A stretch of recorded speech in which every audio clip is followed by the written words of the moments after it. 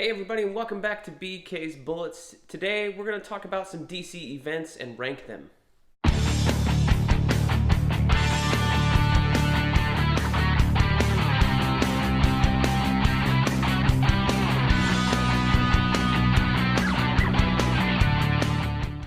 Hey everybody, and welcome back to BK's Bullets. As always, I'm your host, Brent, and today we're going to talk about some DC events and rank them. Now, I don't have every trade paperback of DC events, so we're just going to talk about the ones that I have on my shelf. I do have quite a lot, but I figured we could talk about DC events and rank some of them because DC just announced their next event, Dark Crisis, of all things. Let's go through these events, and then I can maybe rant on why this is a kind of a tired idea with DC. I mean, first of all, we'll just do chronologically, right? Let's talk about chronologically. We've got Crisis on Infinite Earths. This is the thing that started it all, basically, with DC events and their timeline. This is in 1986, 87, right when I was born, almost 36 years ago.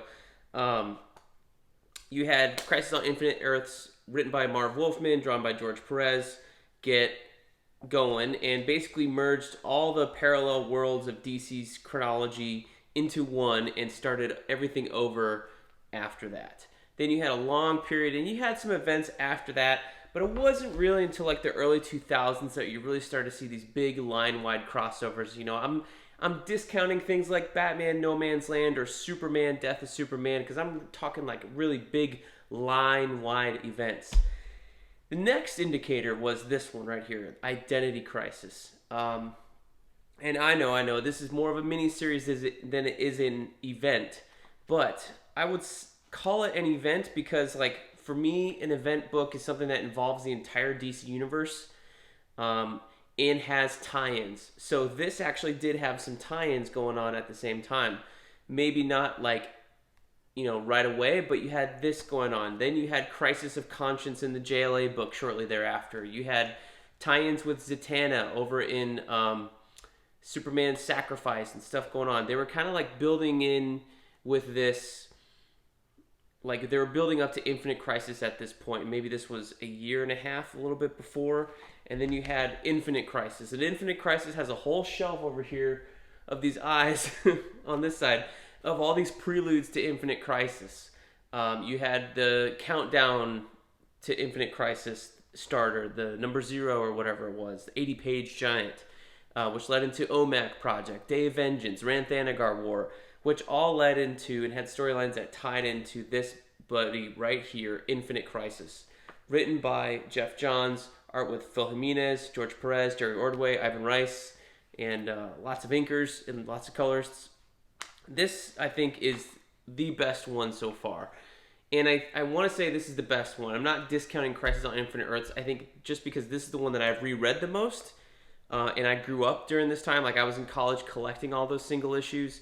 And I think I've read Crisis on Infinite Earths maybe once. So I'm not trying to discount this. This is a very good story. But I've been less intrigued to reread this because it is so dense. I mean, this is a book where it'll take you an hour to read an issue because there's so much going on. I mean, it is George Perez after all. It's very wordy. It's over 300 pages. Whereas Infinite Crisis is shorter. It's 7 issues versus 12.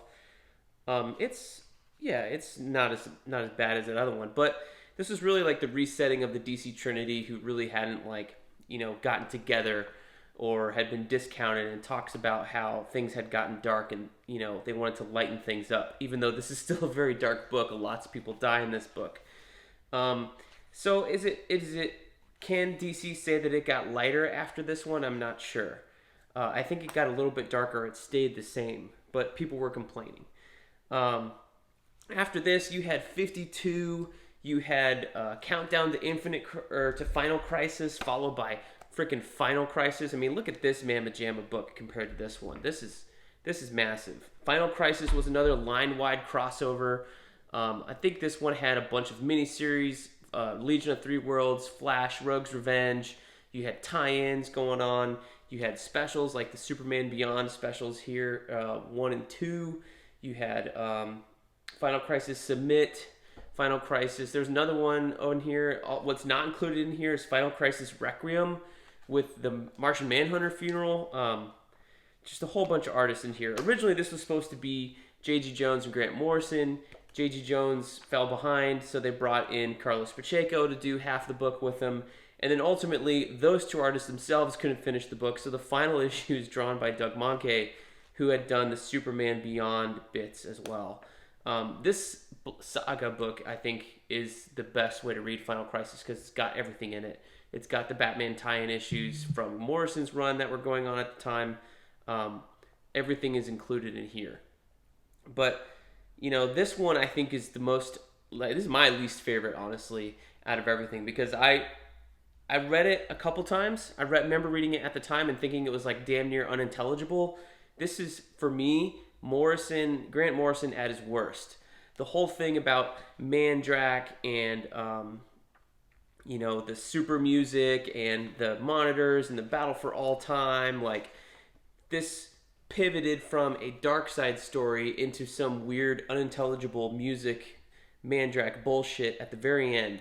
And I thought it was a complete waste of an event. I thought Darkseid coming back and challenging the DC universe and calling it a crisis would be a very interesting story. Unfortunately, that is not the story that's told in here. I mean, the Darkseid stuff's resolved in issue 6, and all the stuff that's built up with the anti-life equation is the first 5 issues with Darkseid. But ultimately, that's not what the book is about. I mean, everything happens, I guess, because Darkseid sets it in motion, but all these things with Superman Beyond and Mandrake and all the stuff that happens in the 7th issue, I think have nothing to do with the rest of the issue. And maybe that's just me not understanding Morrison, but for me, Final Crisis, not a very good event. The next one that we had was Blackest Night. This is the Blackest Night saga, so it's just got 0 through 8, as well as Green Lantern 43 in here.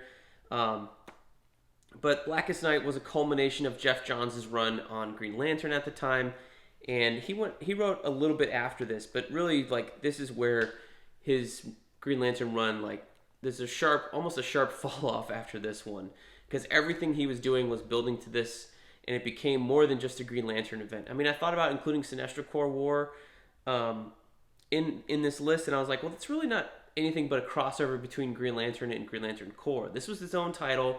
It had a bunch of tie-ins.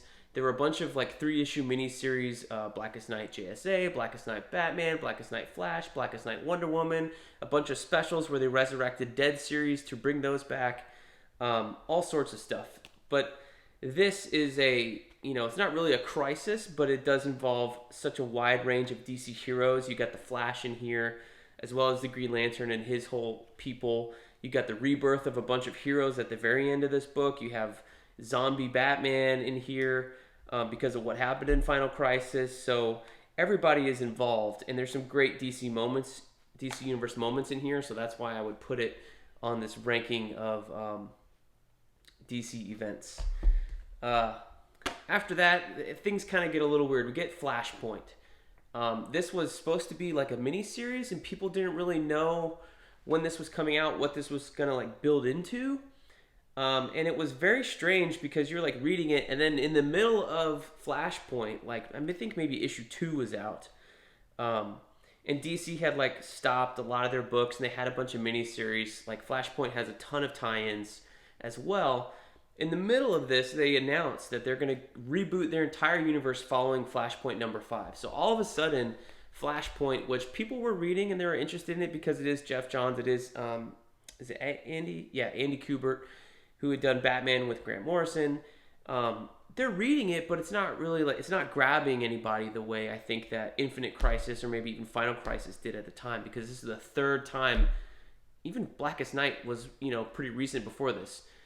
Maybe like a year prior, but the fourth time in 6 years that we've had a DC line-wide event, and I think it was a little tiring to read in the first place. And then all of a sudden, they announced that they're rebooting their entire universe following Flashpoint number 5. So I bet if you looked at the orders, you'd probably see a big spike in the middle of it because retailers started ordering more copies of Flashpoint because all of a sudden it was now important. It was never billed that way.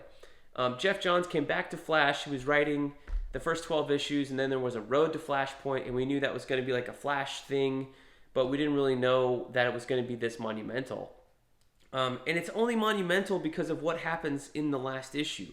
I would say as a story itself, as an event, it is entertaining, but as far as involving the DC universe, I mean, it does. You can't really say that it doesn't, Brent, but it's alternate versions of all the characters. It's not really the characters and changing their status quo. It's like you going into an alternate universe and involving all those characters. So it doesn't really count for me in that way, in terms of the way that Final Crisis, Infinite Crisis, Crisis on Infinite Earths all involve those characters. This is, they shunted off to a different dimension, and then you've never seen those characters again except for Flashpoint Batman, who for some reason is a fan favorite or favorite of some writers. So, after this, you had the New 52 era, and there was Justice League. That's not really an event. You had Forever Evil. I do have that over here. But that was not really a big, crossover thing. There weren't miniseries with Forever Evil. There was maybe a little tie-ins, but it was its own thing running at the same time. Like, the only crossovers you really had were the Justice League book and the Justice League of America book. And Justice League Dark, I think, was still running at the time. Really, we didn't really get a big event until we got to Dark Knight's Metal. And even this, I think, is self-contained because, in this trade paperback, at least, you get the entire miniseries. You get 1 through 6, Batman Lost, Dark Knight's Rising. Everything you need to read for Metal is here. What you don't get is the preludes, which are in a separate trade paperback. But this gives DC a taste again of the line-wide event and what it could do, because they really hadn't done it for probably 5 years or so after Flashpoint and Justice League in terms of the big line-wide things. And this sells so well that they do another one. And I'm waiting for the trade paperback of that one, but that's, Death Metal, which is where they went balls out on crossovers. This had a couple crossovers and maybe a miniseries or two. I think Justice League, the issues got taken over there to do a tie-in.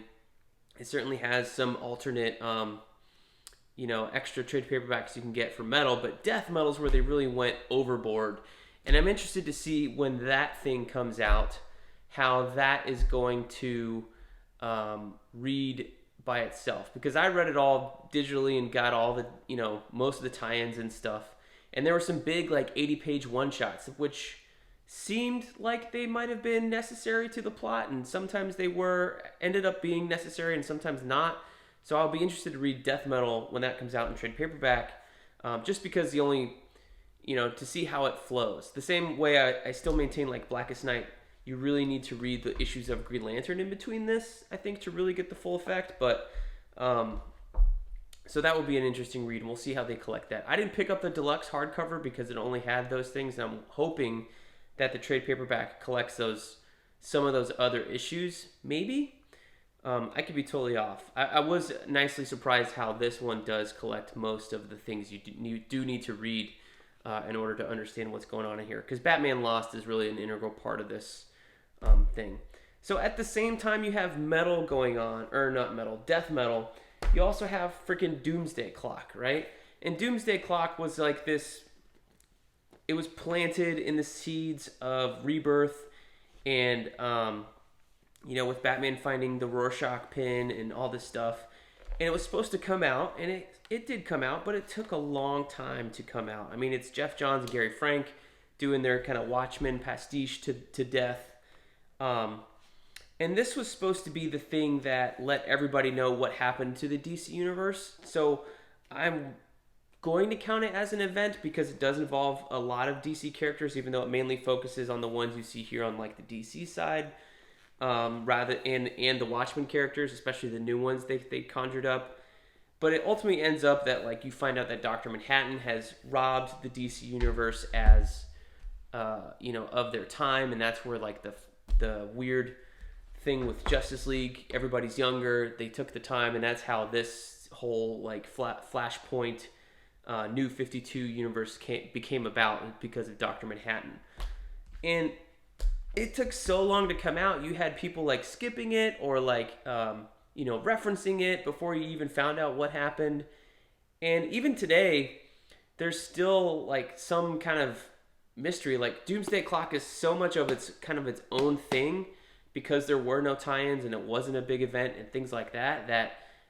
You really feel like it doesn't matter to the DC universe except when they actually bring it back and remind you, oh yeah, Dr. Manhattan messed with time and Superman fought him in the final issue. Like, it's kind of this weird event.